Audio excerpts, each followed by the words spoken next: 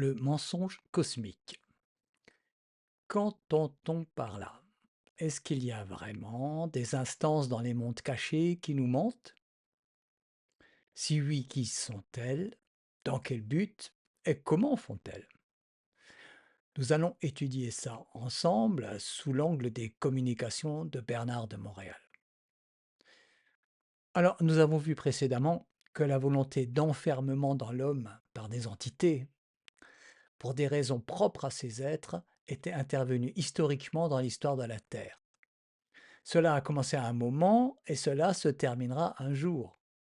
Je vous renvoie à sujet au post précédent sur le thème de la planète prison.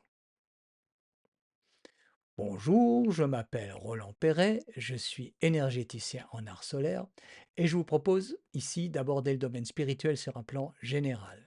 Je n'ai aucune obédience à qui ou quoi que ce soit, je suis un chercheur comme vous, j'ose m'exprimer sur la base de certains vécus intérieurs. Et je suis toujours curieux de la manière dont les découvertes que j'ai eu la chance d'avoir faites sont exprimées par d'autres chercheurs ou ceux qu'on qualifie d'initiés. Alors Bernard de Montréal fait partie de ces personnages qui ont marqué le paysage dans ce domaine. Avant d'élaborer des plans d'évasion, il est essentiel de comprendre le fonctionnement d'une prison. Alors, prenons, si vous le permettez, une métaphore, celle d'une véritable prison physique avec un abus qui serait constaté sur les prisonniers de la part des geôliers. S'il y a des institutions qui supervisent ces prisons, on pourrait se demander pourquoi ces institutions laissent faire les geôliers qui manifestement abusent de leur position. Alors autrement dit, dans notre propos, pourquoi les instances cosmiques laissent-elles faire les entités astrales qui maintiennent l'homme en esclavage? C'est une question que nous pouvons entendre souvent. Alors, nous avons déjà évoqué la mise en quarantaine de la planète à cause d'une nécessaire isolation de l'homme qui doit évoluer par lui-même, loin des circuits universels. C'est à l'homme lui-même de se débarrasser de ses parasites et se rendre capable, par la même occasion, d'accéder aux hautes vibrations évolutives de son être. Je vous mets une citation de Bernard de Montréal. Les forces cosmiques ne peuvent rien faire pour l'homme parce que si les forces cosmiques agissaient pour l'homme, cela détruirait la civilisation. Une intervention extérieure serait contre-productive et laisserait l'humanité dans son enfance. Il y a aussi une retenue importante d'informations par ailleurs. C'est ce qu'on appelle le mensonge cosmique et qui maintient délibérément l'homme dans l'ignorance.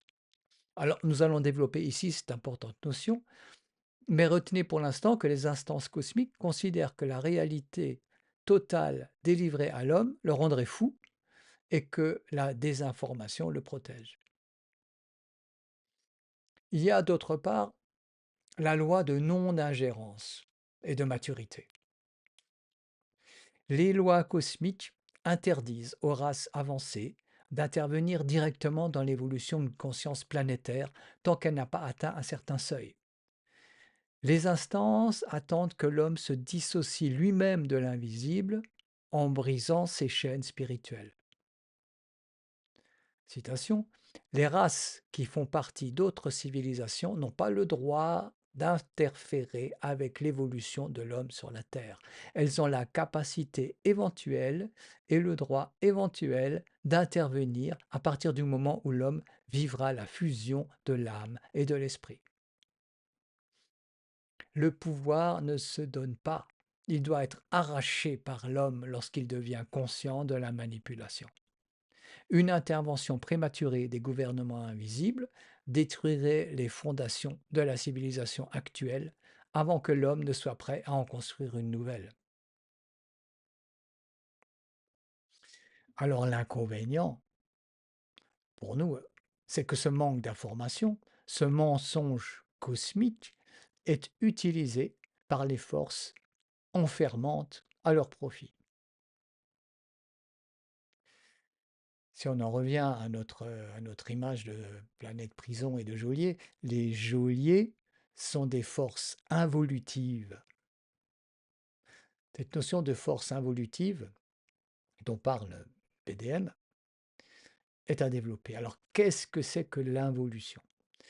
L'involution a permis aux forces de l'ombre de créer des conditions d'expérience pour l'âme afin que celle-ci se perfectionne dans la matière. Une des caractéristiques des forces involutives est la polarité, la dualité entre le bien et le mal, force de lumière contre force satanique, qui est un mécanisme nécessaire au mouvement et à la vie dans les mondes inférieurs. Ce conflit, cette opposition, permet à l'énergie de descendre vers les plans les plus bas pour éventuellement être transmutée par l'homme lors de la fusion. Citation de Bernard de Montréal. La polarité, qui est quoi dans le fond la polarité? La polarité est créée. Elle est le résultat du partnership invisible entre l'astral et le plan matériel. Si l'astral n'existait pas, instantanément, il n'y aurait plus de polarité dans l'homme. Cette notion d'involution, qui précède toute évolution, est très importante à comprendre. Nouvelle citation. L'involution, c'est le processus par lequel l'énergie descend vers les plans les plus bas. Elle a été largement développée par d'autres comme Sri Aurobindo et par de multiples mouvements ésotériques. Là, je vous mets un croquis, une synthèse que je vous ai préparée du système d'involution-évolution. Ici, cette forme en V, avec de ce côté-ci, dans cette branche du V, la courbe descendante, donc l'involution, la descente vers la matière, et de l'autre côté, l'évolution, la remontée vers l'esprit. Avec un point charnière, donc que Bernard de Montréal place dans l'année précise de 1969, qui est un point de bascule. Ce qui est important, c'est de comprendre cette notion de descente et de remontée. Sri Aurobindo exprime très bien l'idée qu'une graine, pour pouvoir donner un arbre, doit contenir en elle-même une involution avec ses forces pour pouvoir permettre le développement de l'arbre. Voilà, alors, quelles sont les étapes de l'involution? Il y a donc différentes, ce qu'on a appelé des races-racines. Alors, dans ce croquis, elles sont pas détaillées, sauf les suivantes, les prochaines. Donc, ces races-racines ont développé à chaque fois des éléments particuliers. Donc, à partir du subtil vers la matière. Donc, dans un premier temps, il y a eu le développement de l'éthérique. Et dans un deuxième temps, de l'astralité. Et dans un troisième temps, l'élaboration du corps mental. Le corps physique est venu ensuite par la suite. C'est un phénomène de cristallisation. Et c'est en même temps une préparation à d'une structure biologique qui permet la réception des hautes fréquences de l'esprit qui vont permettre la remontée. Donc nous avons la construction des corps subtils avec ce développement des corps successifs à travers les premières races racines.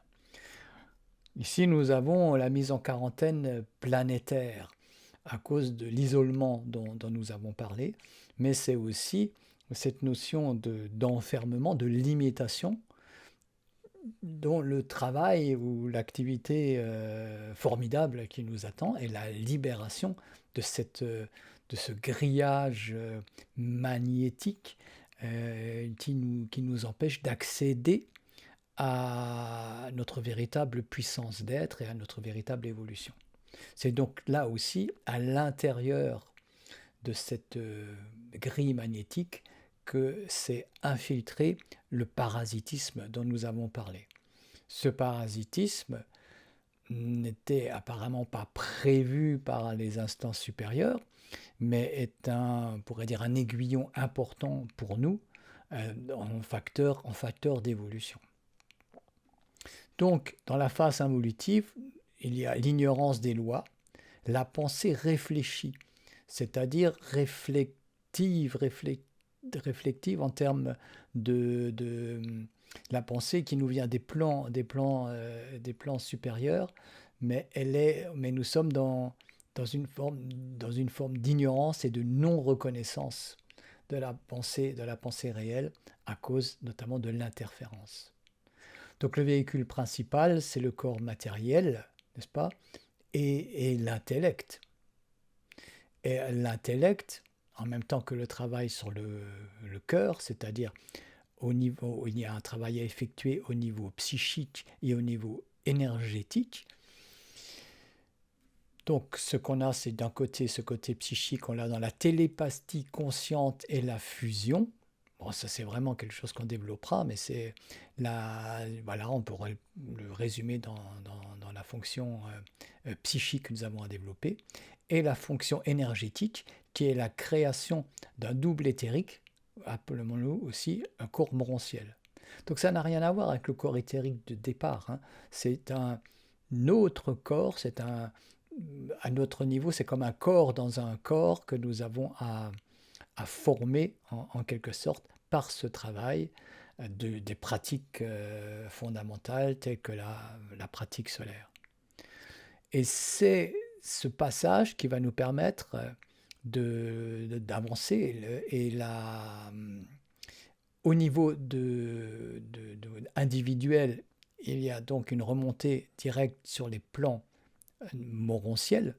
Sur le plan de l'espèce humaine, avec son très lent développement, il y a donc cette émergence des races suivantes, donc de la 6e puis de la 7e race, qui est le passage de la pensée subjective à la télépathie consciente, c'est-à-dire le rapport direct avec les puissances spirituelles, dans une forme d'autonomie, de liberté et un esprit aussi égalitaire et non pas de soumission.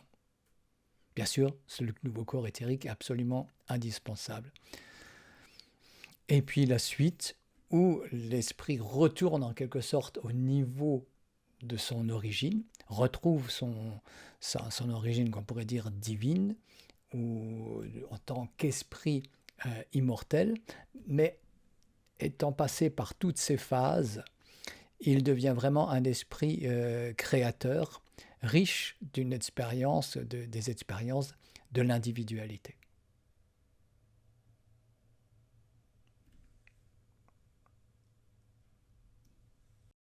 Une très lente involution a précédé une très récente amorce de remontée. Les forces involutives ont permis l'incorporation de l'esprit dans la matière par la lente préparation d'une structure, d'une corporéité capable de supporter la vibration de l'esprit. Ce sont des forces descendantes dont le point culminant se manifeste par la philosophie matérialiste. Comprenez que ce qui a été le bien pour l'homme lui est aujourd'hui néfaste. Il doit se débarrasser du poids atavique de ses influences involutives sous peine d'éradication. Ceci est une vision cosmologique qui permet de comprendre comment les forces en jeu, utiles à un moment donné, peuvent devenir toxiques. Rudolf Steiner, par exemple, explique très bien comment des forces utiles, à un moment donné au service de l'homme, lui deviennent néfastes parce que retardataires. La pression dramatique des forces astrales a été intéressante pour le développement de l'âme en amenant des expériences fécondes durant l'involution. Mais l'homme doit se débarrasser lui-même à présent de ses influences pour son propre avancement, pour passer de l'involution à l'évolution. Nous sommes à une période charnière à la sortie de l'involution et au début de notre remontée évolutionnaire. Bernard de Montréal cite l'année 1969 comme le début de cette remontée avec l'avènement du supramental. Donc en résumé, l'homme doit accéder à la maturité et se débrouiller seul pour sortir de l'ornière. Il doit sortir de l'immaturité de l'enfance pour accéder à sa souveraineté. Voilà donc pourquoi il est inutile d'espérer une aide extérieure. Nous voyons le positionnement de ces hautes intelligences qui pratiquent la non-ingérence. Leur objectif principal nous concernant est la fusion des hautes énergies supramentales ou divines, si vous préférez, avec les plans inférieurs. Cela seul permettra ce qu'on pourrait appeler une nouvelle Terre, c'est-à-dire une civilisation mature, habitée par son propre esprit, libre et créatrice. La manifestation parfaite de l'harmonie divine sur le plan inférieur. Ne soyez pas choqués par le terme de divin, vous avez compris qu'il est ici dénué de toute forme de religiosité.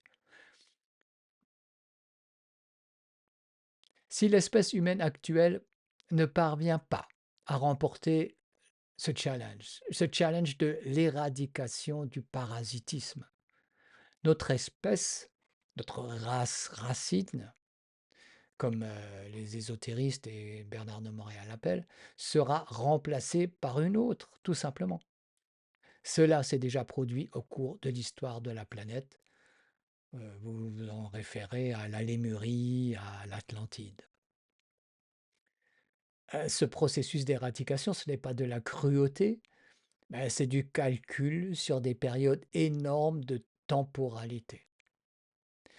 L'être essentiel de l'homme étant éternel, son support de manifestation peut être modifié au vu et comment dire, vu de la hauteur de ces hiérarchies supérieures.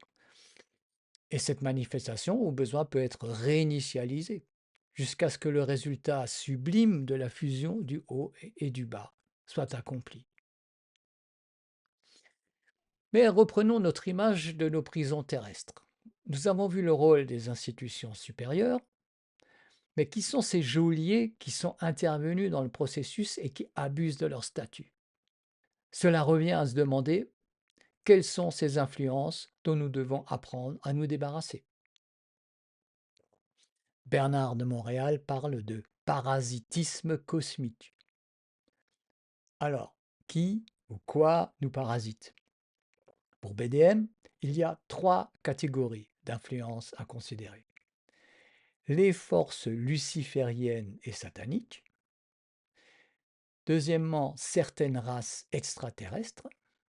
Et troisièmement, le monde de la mort, qu'on appelle aussi l'astral. Alors, si nous prenons le premier élément, les forces lucifériennes et sataniques. La compréhension de cette force est trop complexe pour être développée ici en détail, mais retenez que selon Bernard de Montréal, celles-ci ont été nécessaires en tant que force polarisante, bien mal, au moment de l'involution. Ce jeu de polarité était indispensable pour la descente de l'âme dans la matière. D'après BDM, les forces lucifériennes, d'après BDM, les forces lucifériennes et sataniques ne sont pas des entités mauvaises au sens moral humain, mais des puissances systémiques ayant des fonctions précises dans l'évolution et l'involution de l'âme humaine. La clé est dans le dépassement de la polarité. Nous essaierons de développer cet aspect plus tard. Alors, l'autre classe de parasitage et l'autre type de geôlier sont certaines races extraterrestres. Des civilisations avancées utilisent le champ astral de la Terre comme laboratoire pour leur propre intérêt scientifique et pour implanter ce que BDM appelle des incubes psychiques dans la conscience humaine. Une incubation, d'après lui, c'est le transfert d'un corps étranger, souvent astral, par voie d'insémination dans le corps d'un individu. Alors ça peut aller d'une pensée fixée dans le mental jusqu'aux implants dont on commence à découvrir l'existence aujourd'hui, parfois même matérielle. Cela permet de manipuler le côté faible de la nature humaine et de la maintenir dans l'ignorance, dans le but évident d'une domination. Alors, allons au troisième agent du parasitage cosmique. C'est le monde astral, le monde de la mort, comme l'appelle Bernard de Montréal. Nous avons vu que le champ astral est utilisé par certaines races extraterrestres et par le couple de forces lucifériennes et sataniques, ou arimaniennes dans le vocabulaire de Steiner. Plus proche de nous, il y a les entités astrales, les parasites psychiques et les désincarnés. Ce sont des énergies ou des forces qui habitent le territoire psychique de l'homme. Elles peuvent être des entités à part entière ou des matières psychiques inférieures. Quels sont leurs modes d'action? Alors, il y en a 4 principaux. Le premier, c'est l'illusion de la pensée personnelle. Le parasite utilise le viol de la pensée pour faire croire à l'individu qu'il est l'auteur de ses propres réflexions.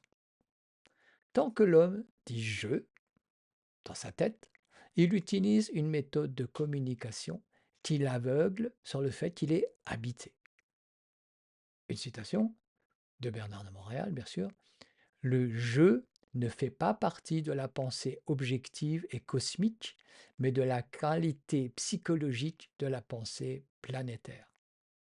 Cette impression de propriété intellectuelle est qualifiée de fraude car elle cache le fait que l'homme est un terminal récepteur.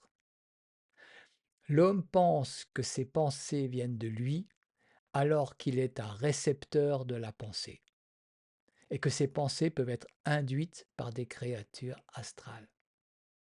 J'ai déjà développé cette notion sur ma chaîne, mais nous y reviendrons parce qu'elle est capitale. Deuxième élément, l'effet miroir. Le parasite projette ses propres états. La peur, la jalousie, le doute, dans la conscience de l'individu. Et celui-ci croit que ses émotions lui appartiennent. C'est un procédé très ingénieux et très difficile à décrypter, comme vous pouvez l'imaginer. J'ai personnellement subi une puissante attaque miroir de ce type que je relate dans un post qui s'intitule J'ai refusé d'ascensionner. Vous le trouverez sur ma chaîne si vous voulez. Un autre aspect est l'exploitation de la mémoire. Les entités se servent du matériel mémoriel de l'homme. Bernard de Montréal l'appelle le périsprit, ce matériel mémoriel. C'est un champ magnétique qui attire et fixe des pensées animiques. Le processus de remémoration empêche l'intelligence dans le présent. Cela aussi demandera un développement ultérieur. Le dernier grand aspect, c'est la séduction et la fascination. C'est là aussi un des aspects les plus ardus pour l'homme d'aujourd'hui à comprendre. L'astral utilise les désirs, la spiritualité, le sacré pour captiver l'imagination et maintenir l'individu dans une forme de sommeil ou d'hypnose. On appelle cela parfois la fausse lumière. Je vais en rester là pour l'instant avec le mensonge cosmique. Nous avons cherché à comprendre le fonctionnement de la prison pour arriver à saisir la porte de sortie, comment s'en libérer. Je reviendrai bien sûr plus en détail sur les modes d'action des puissances interférentes. Alors, retenons ceci pour l'instant. Le mensonge cosmique est une forme de retenue des secrets ou de la réalité exercée par les plans invisibles sur la conscience humaine afin de la protéger d'un choc vibratoire trop grand tout en la maintenant dans une ignorance expérimentale.